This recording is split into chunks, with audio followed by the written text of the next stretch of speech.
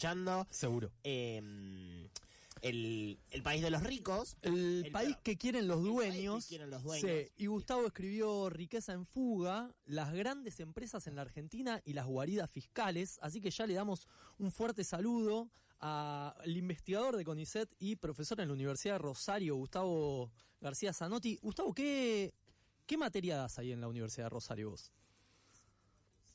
Hola, buenas, ¿cómo le va? ¿Cómo andás, Gustavo? En la UNR estoy en Derecho, damos Economía Política, es una suerte de economía política para no economistas. Ajá. Y en la licenciatura en Economía damos Historia del Pensamiento Económico e Historia Económica Social Mundial. Buenísimo. Así que estoy en 3 cátedras. Ah, bien, a full. Y tratando de entender la economía argentina, esto aparte.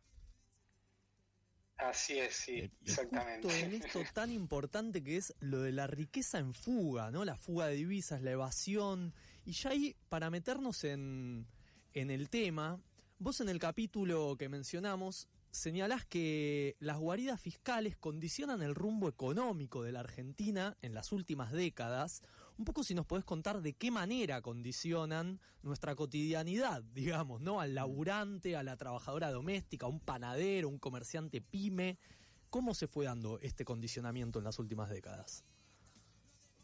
Bueno, el tema de la planificación fiscal y la consolidación de las guaridas fiscales a nivel mundial es un tema estructural del capitalismo actual, ¿no? Contemporáneo, ¿no?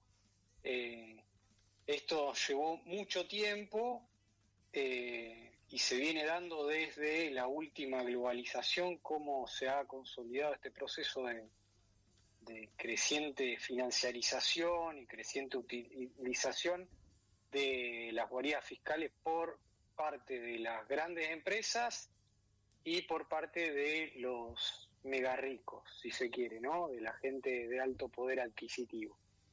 Y lo hacen justamente para fugar y evadir impuestos. Hoy por hoy en la economía argentina siempre estamos discutiendo temas de que nos faltan dólares, y bueno, acá una de las grandes causas de esta falta de dólares es la fuga de capitales, y también estamos discutiendo en Argentina el tema de los recursos fiscales, ¿no? De los recursos tributarios. Cuando hablamos de recursos... Perdón, Gustavo, una cuando de hablas... las faltas de... Sí, de recursos fiscales, ¿a qué nos estás, a qué te estás refiriendo? A los impuestos, justamente, Perfecto. a la materia tributaria. Sí, a partir de los recursos fiscales que podemos también financiar el gasto, obviamente, ¿no? El gasto público. Si no tenemos recursos fiscales, los estados se convierten en estados raquíticos, básicamente, y no pueden ejercer su plena capacidad. No pueden invertir en infraestructura, no pueden invertir en ciencia y tecnología, en educación, ¿no? En subsidios, en seguridad social, en política industrial, todos elementos que hacen al desarrollo económico de los países, ¿no? Es decir, un Estado fuerte con una fiscalidad fuerte permite justamente impulsar el desarrollo económico. Entonces digo, las guaridas fiscales han implicado que se quiere condicionado el sendero productivo y tecnológico de la Argentina, porque justamente a la Argentina le hacen falta dólares y a la Argentina le hacen falta recursos fiscales para financiar todos estos destinos tan necesarios, ¿no? La famosa restricción externa, por eso ¿no? digo. ¿Cómo, perdón? La famosa restricción externa, digo. Y por otro lado, ahora con Milei diciendo... Sí, restricción externa. Ajá. en términos de dólares, y ahora con el gobierno de Javier Milei tenemos restricción interna, que es una restricción autoinfligida porque no podemos gastar más de lo que ingresa como tributo. Entonces ahí tenemos otro elemento más para hablar de la necesidad de que, o el tema fundamental acá es justamente la evasión, la elusión fiscal que realizan las grandes empresas y los ricos, ¿no? Uh-huh. Che, y ahora, este procedimiento que no es nuevo, ¿no? Que vos incluso ahí lo mencionás, que al término de la Primera Guerra Mundial ya existieron estas guaridas para proteger activos ante un posible conflicto bélico, ¿no? En los neutrales como Suiza, Luxemburgo, Delaware en Estados Unidos, pero que claro, durante el Estado benefactor había cierto control, que no fue hasta los 70, ¿no? Que este entramado offshore se dispara con un proceso muy complejo, como decías recién. Pero, ¿cómo es que es tan conocido hoy, incluso decís, se está volviendo contra las propias potencias, ¿no? Ya los propios estados empiezan a estar sometidos contra esta faltante de posibilidad de financiarse, o mejor dicho, ¿no? Este agujero fiscal. ¿Que no hay acaso organismos, reclamos para que se pueda revertir esta situación? ¿Qué se puede hacer? Sí, obviamente. Hay unas cuantas propuestas a nivel internacional. La forma de combatir el tema de la elusión y la evasión, y acá estamos hablando siempre de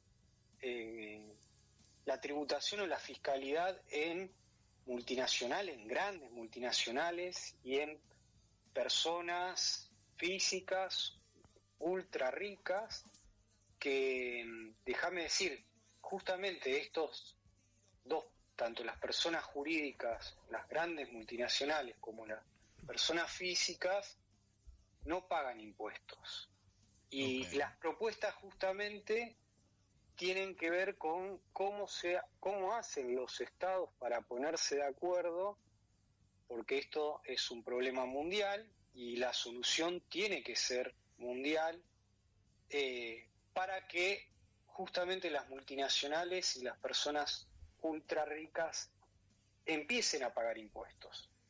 Acá las propuestas, y esto quiero que quede claro, las propuestas que son más bien de estos países como Estados Unidos, lo fue ahora no con Trump, ¿no? Pero, o de Europa, es que exista cooperación fiscal para que estas grandes multinacionales abonen impuestos. Y no es la propuesta, porque digo esto porque en general se suele decir que, bueno, que las empresas pagan muchos impuestos o que las personas físicas pagan muchos impuestos y que todo impuesto adicional significa una carga más pesada justamente para ellas. En realidad lo que se está diciendo a nivel internacional es que es justamente lo contrario. Las grandes multinacionales y las personas ultra ricas no pagan impuestos y deberían hacerlo. Las propuestas son varias. Una tiene que ver con el impuesto mínimo global, que se está empezando a implementar muy de a poco. En esto Estados Unidos, con Trump a la cabeza, dio una patada al tablero y justamente este impuesto mínimo no se va a cobrar a las empresas multinacionales de Estados Unidos, lo cual hace que prácticamente sea inútil el impuesto mínimo global. Y por otro lado, para las personas ultra ricas, lo que se está proponiendo es un impuesto a las grandes fortunas. Y pregunta... Muy parecido. Sí, Gustavo, estos impuestos mínimo global, ¿de dónde surgen? ¿Un organismo que controle, mejor dicho, regule de que estas grandes multinacionales o estas subpersonas ultra ricas abonen esos impuestos? ¿Cómo se controla eso? No, bueno, está buenísima tu pregunta. Tiene que ver con esto, con la cooperación internacional. El impuesto mínimo global surgió por parte de los países desarrollados. Es una propuesta que surgió en lo que se llama la OCDE, que es un club de países ricos. Ahí están Estados Unidos, Europa, Japón, ¿no? En general, todas las propuestas sobre cómo combatir a las guaridas fiscales, paradójicamente surgen a partir de los países más ricos, que son justamente los países que dieron nacer a las guaridas fiscales. Digo paradójicamente porque en general lo que también se está discutiendo, que esta propuesta del impuesto mínimo global tampoco es una solución radical al problema de las guaridas fiscales, porque tiene muchísimos agujeros legales que las grandes multinacionales pueden seguir eludiendo y evadiendo impuestos, lo cual es un problema y no soluciona el tema de fondo. Y el impuesto a las grandes fortunas surge de una propuesta del año pasado, que en el marco del G20, Brasil propuso justamente la implementación de un impuesto a las grandes fortunas y se está discutiendo.